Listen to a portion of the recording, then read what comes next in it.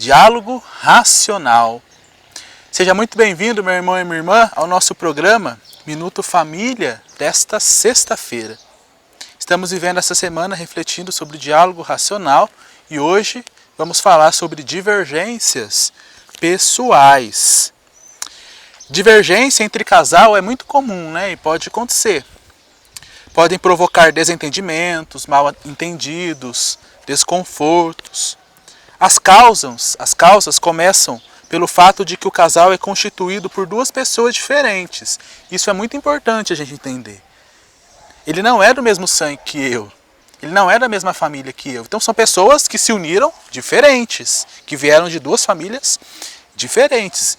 E quando a gente se encontra com pessoas diferentes ou convive com pessoas diferentes, é normal que haja os mal-entendidos, os desentendimentos, os desconfortos.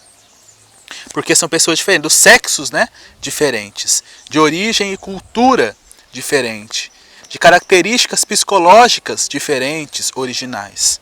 O cansaço, o estresse da vida diária, a pressa, a falta de tempo, problemas de saúde, problemas financeiros e outros podem desencadear divergências. Esses são os principais fatores, né, que causam uma divergência. Por exemplo, estou muito cansada, minha esposa vai lá e começa a falar um monte de coisa na minha cabeça, isso me estressa e a gente acaba brigando, por fim. Né? O estresse da vida diária, né, a rotina, também a pressa, a falta de tempo, né? Algum problema que eu tenho de saúde que isso me preocupa, o outro às vezes vem com uma compreensão diferente também, principalmente problemas financeiros. Isso pode desencadear divergências, né, e dificultar o entendimento até para superá-las. Mas a grande questão é, né, o que a gente precisa fazer para a gente ir superando isso, né, pouco a pouco?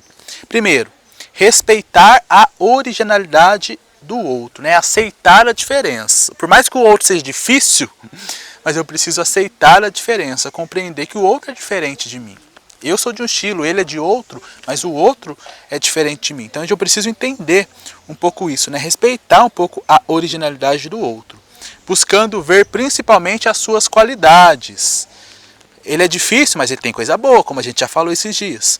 Que são sempre maiores que os seus defeitos. Olha, às vezes a nossa tentação é enxergar primeiro o defeito, né? É o que parece mais. Mas se a gente for olhar bem, o outro tem mais coisa boa do que defeito. Lembrar-se sempre do projeto ou ideal de família que o casal sonhou. O que nos motivou a casar? O que nós sonhamos? Que projeto nós fizemos? Sempre é bom resgatar isso. Idealizou o que apresentava perspectivas tão alviceiras e felizes. Depois, rezar, dialogar com a Mãe de Deus, com Jesus, Nossa Senhora, sobre a nossa situação, sobre nossos problemas e pedir sempre as luzes do Espírito Santo para que possamos readquirir a serenidade, a calma, o equilíbrio interior. A vida de oração é muito importante porque ela nos acalma, né? Ela nos traz paz, como a gente já falou, né? O rezar como casal, o rezar com os filhos, meditar a palavra de Deus, isso é muito importante para o crescimento da família. E recorrer sempre à presença de Nossa Senhora, que é a nossa padroeira. Tomar a iniciativa do diálogo, essas coisas precisam ser conversadas. Porque se a gente não conversa, como a gente já falou, a gente pode cair sempre na rotina e a rotina pode nos prejudicando. E a rotina pode justamente nos levar a conflitos maiores. O diálogo é justamente quebrar a rotina. É você parar a sua rotina e viver algo diferente, que é a conversa, que é o diálogo, que é a risada, que é a oração. Né? Você ter forças para continuar o seu caminho, né, com muita calma, com muita tranquilidade. O cônjuge que tiver mais facilidade de comunicação, dê o primeiro passo. Porque às vezes a gente fica falando assim, né, jogando um para o outro. Vou esperar ele chamar. Vou esperar ela chamar. E a gente fica assim o ano inteiro e ninguém chama.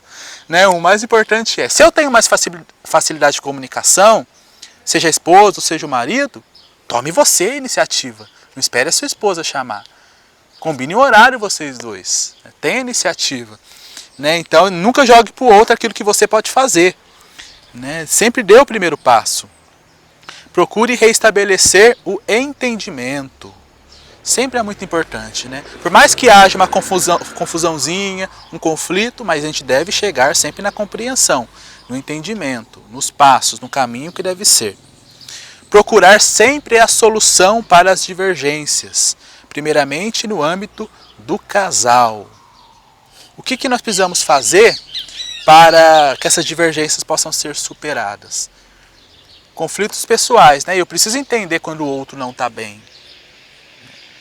Todo mundo está bem todo dia, né? Então a gente precisa entender um pouco isso. Então é preciso que justamente a gente possa caminhar da melhor forma possível, né? A compreensão é a melhor coisa, né? O outro às vezes fica mais quieto, não está bem. A minha tentação é sempre de jogar um pouco, né? Jogar na vida dele. Ah, mas por que você não fala? Por que você não faz isso? Mas por que você não faz aquilo? Aí o outro acaba se irritando, né? Preciso compreender um pouco isso também, né? Buscar sempre o entendimento. No âmbito do casal, no âmbito dos filhos, enfim.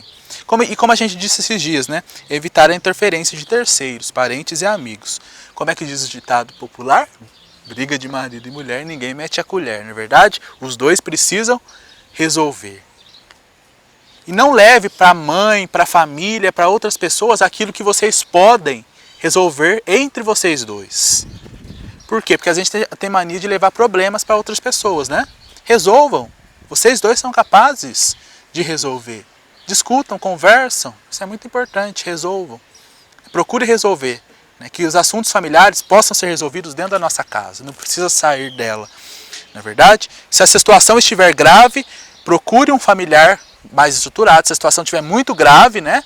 Procure alguém mais estruturado da família para conversar. Procure um profissional, um psicólogo, até mesmo um sacerdote, para receber alguma orientação, tá bom? Divergências pessoais são normais, mas precisam ser controladas a partir da nossa vida, a partir da nossa iniciativa, para que a gente não viva só nisso. Na verdade, é preciso controlar isso e pedir sempre as luzes de Deus para que a gente possa superar a cada dia essas divergências e conviver melhor nessa dimensão do diálogo. Que Deus te abençoe. Em nome do Pai, do Filho e do Espírito Santo. Amém.